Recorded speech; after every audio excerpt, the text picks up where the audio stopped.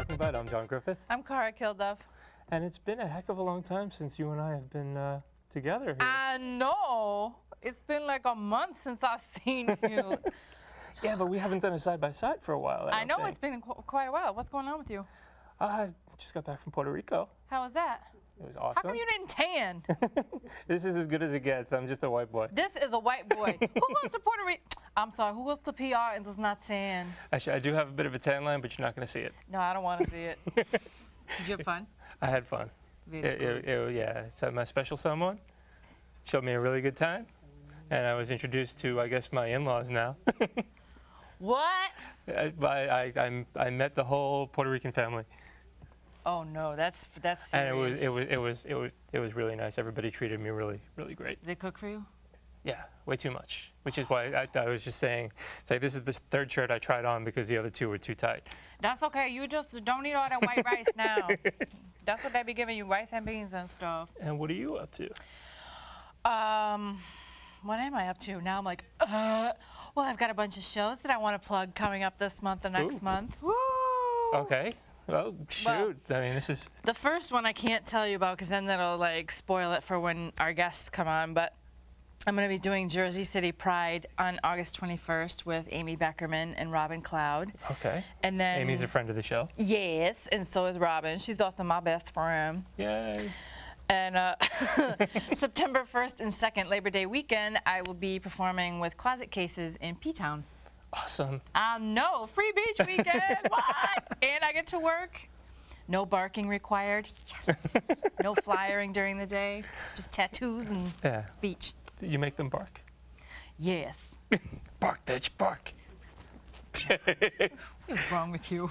I don't know. It's just been that kind of day. I'm just crazy. I got the strangest text from a friend of mine. Let me ask you like a lesbianic question. I'm not gay. What? All right, go ahead. Would any of your female friends text you suggesting that you masturbate together? No. I got a text from a friend. I've known this guy for 5 years. It's been like totally platonic for all this time. We should JO together sometime. Huh? Where? I don't know. In the steam room? Hey, no, I'm pretty much happily married man these days. I know. I saw a picture of him. He's fucking hot. I mean, he's hot. Sorry. No, perfect description. I haven't sworn in a while, I feel like, on the show, so like I have to drop an F-bomb, I think, maybe just to... Fuck, fuckity, fuck, fuck, fuck. Oh, Jesus, Mary and Joseph and all the saints! What a potty mouth. I don't think I can. I'm going to walk off set right now. I don't know if I can do this. No, I'm kidding. So the lesbians wouldn't do something like that? I personally would not do that. Okay. That's kind of weird. But while I brought up the subject of masturbation, we're going to be discussing a film in a few moments. The director of the film Judas Kiss actually first came to my attention years ago with a short film called Masturbation. That's not a joke. And it wasn't a dirty film. It was actually a really funny film. We're going to take a look at the trailer now. So here we go. I slept with one of the judges. At the interview? Look, you and I have never met. Got that? Never met. Welcome to Keystone University. We're the key to your future. You see, I really need this scholarship. Why, you more than anyone else? My film. Let's just say putting it into the festival is gonna put me into a little bit of a financial bind. What's up? Danny, this is Shane. I have a surprise for you. I told you about my dad. I need Shane's help. Let me want PCW? Sure. He's mine. So you and me, we're off the table. What happens when everything doesn't go according to your plan? Well, I can work it.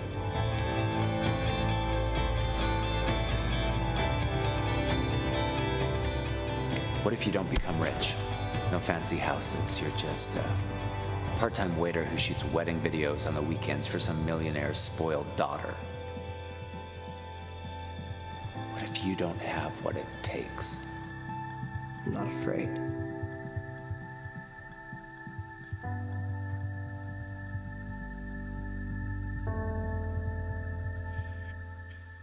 You're watching Talking About, and our guests are currently on the phone line. Say hello if you can hear me. Hello. Hi. Okay, you want to introduce yourselves for our guests on the line, to our audience on the line? Yes, I'm Carlos Pedraza, the writer and producer of Judas Kiss. And I'm JT Teptapa, director and producer of Judas Kiss. I'm glad you have us on. No, thank you for calling in. We just took a look at the trailer, and can you just give us a little bit of a 101 of what the film is all about beyond the trailer? Sure. Charlie David from Mulligan's and Dante's Cove plays a washed-up filmmaker in his late 30s who gets the chance to go back in time and fix what he messed up when he was a film student at Keystone University. And he actually meets and sleeps with his younger self. Okay. I want to see that. You can see it if you buy the DVD or come to one of our film festival screenings. Well, I'm going to have to come to a film festival screening. That sounds good. Yeah. Sorry, I'm exuberant and I've had caffeine. No, so have I. I have my caffeine right in front of me. Oh, I'm so it's actually jealous. playing in a lot of places. We're heading to Rhode Island. We're also heading to Virginia, San Diego, California, Vancouver, North Carolina. So we're going all around. Wow, that's amazing. Where else? Are you going further up in New England at all? Actually, we already played Boston back in May, and right now I think that Rhode Island is the only place in New England so far for the rest of this year anyway. And you are getting some great feedback and reviews for Judas Kiss as well. Yes, well, we've been very, very lucky. And very fortunate that a lot of people have been able to see this, and the reviews have been awesome. And one thing that struck me about the film is you started building buzz for it even before you started shooting it. You partially financed the film in a way that's becoming increasingly common, but yours is sort of a breakout success in that way. Do you want to talk about that a little bit? Sure. We actually started marketing the film before it was even finished being written. We launched our website about 3.5 years ago when the script was still in development, and we just kept people posted all through the creative process. And by creative process, I mean the arguments that JT and I had. So I don't know what you're talking about, Carlos. We never fight. We love each other. I love you, but I hate you. We fight all the time. We did a series of podcasts over the years that chronicled, as we were having the fights during the script development process, how we're very popular at film festivals because we fight even on stage during Q&As. That's awesome. I am a perfect gentleman. It's Carlos fighting with me. I'm just merely saying what needs to be said. He antagonizes you. He provokes me. He provokes me, is what he's saying. Oh, but he does it very politely, so thought-provoking. Well, just through the development and getting to the shoot, are there any standout experiences while you were actually shooting the project that jump out to mind? Well, we approached the development of this really scientifically. The development process included 2 table readings where we hired actors in LA and actually had them, read through out loud an early version of the scripts to help us get a sense of the pacing and what the dialogue sounded like. And we got a lot of good feedback from the actors that did that. And after the film was complete, we did test screenings in San Francisco and Los Angeles that helped us really shape the final version of the film. We actually ended up cutting 12 minutes out of the director's cut of the film before we went to our first festival back in April. Did you argue about that in the editing room? We had a lot of editing room arguments. Yeah, there was actually, we had a lot of arguments, but really the test audiences for Los Angeles and San Francisco were refreshing to both of us. I think it was really great to have outside people that had no connection to the film, had no investment to the film, giving their honest opinion. I think that's kind of where we really gelled was after those test sequences. Well, you know what I like about the fact that you guys are talking about how you argue and stuff. It just means that you're passionate about the project, and that, I think, for me, that makes me want to go see it. So I'm glad that you did that. Well, it means a lot to us, and it meant a lot to everyone who was involved in it. I think the caliber of the script that we've argued and fought over about so much really spoke to a lot of people, from casting directors to actors who were considering the roles to marketing people to everyone whom we sought out support from in this film, who read the script just said, I really want to help make this happen. And so, I think the end result is not just the result of our passion, but really a lot of blood, sweat, tears, and passion from a lot of other people. It's a long list of credits, and everyone who's on there really wanted to see it become a reality. That's awesome. And just before I forget to throw out the website again. Sorry, could you repeat that? What's the website for more information? The website address is judaskissmovie.com, and you can also catch up on all our news on our Facebook page, which is facebook.com/JudasKissMovie. Okay. And there's also Twitter, which is also Judas Kiss Movie. Yeah, you can hear the recurring theme. Well, I mean, you've really worked social networking to the fullest advantage. It was really a lot about just sharing everything that happened with the film with our fans, as they grew, as the number grew over the years. It's been 5 years since we first sat down at the Abbey in West Hollywood and fleshed out the outline of the film. And since that time, we've shared everything with. We really wanted people to feel like they were actively involved with Judas Kiss, and this was one of the ways that we did it. It's just everything that we thought about, everything that's happened, whether it was big or small, we shared it. We felt like we didn't have to have any secrets, and so we just shared that with anybody who was willing to get involved. What they say about social media is really true, is that you have to have new content and news to share that's substantive. And so we have a whole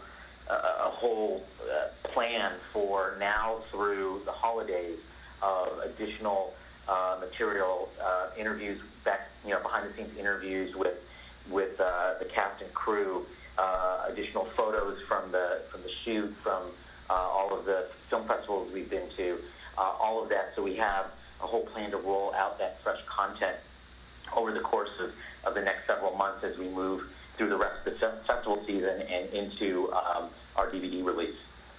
That's exciting. Yeah, and I do want to share with our audience, if you have the opportunity to catch it at the festival on a big screen, definitely do so.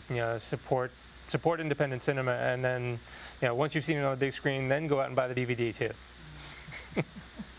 I only heard a little about what you said, but I think you were asking about when the DVD is coming out. Is that what you said? That works too. Okay, well, we can talk about that. The DVD is available on pre-order right now through Wolf Video, our North American distributor, but you can also find us on Amazon and TLA Video.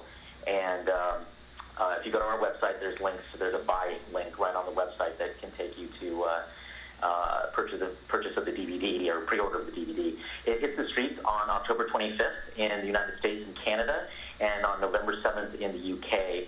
We also have deals in France and Germany, but we don't have dates yet for that. So as soon as we know when it's available in those countries, we will make that known on our Facebook and website and Twitter. Thank you so much. That's definitely worth checking out. If there's one thing about the film that you want people to know before they see it, what would that be?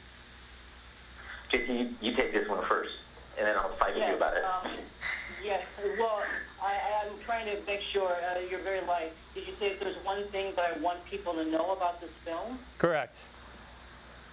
Well, Gosh, I want people to see it. I mean, this film is very personal to me. I mean, it's not completely autobiographical, but the one thing that I want people to get from this film is, you know, it is an inspirational film. It is a film that, you know, that anyone who watches it or even doesn't watch it, they should feel like no matter where they are in their life, they should reach for their dreams and reach for the things that they want in life. Because frankly, we only have one life, unless you're Buddhist, and then you have lots of them. But I just want people to take away something special from this and make the most out of their lives. And I think that's why this movie has been passionate, not only for Carlos and I, but passionate for our crew and actors, because they've all, you know, wanted something special out of this movie, and I hope they got it. Okay. For me, I would say that it's a mind-bending film, so I'd encourage people to give it a shot, because it'll provoke questions in you about your own life and about your friends and how you relate to them. And even though we try to make it a bit of an intellectual challenge, it's still a very sexy film. It's still a very fun film. We have 2 musical numbers in it. One of them is in the end credits, so when you watch it, make sure you watch all the way through the end credits, because otherwise you'll miss the musical number. But so it was a lot of fun to make. I think it's a lot of fun to watch if you sort of let your mind wrap around some of the challenging concepts. Thank you so much. The website again is judaskissmovie.com. That's correct. Correct. Thank you so much. Check it out for the festival dates. Check it out for links for the DVD release. And thank you for calling in and joining us tonight. Our pleasure. Guys. Take care. Thank you so much. Best wishes. Wow. I gotta see that.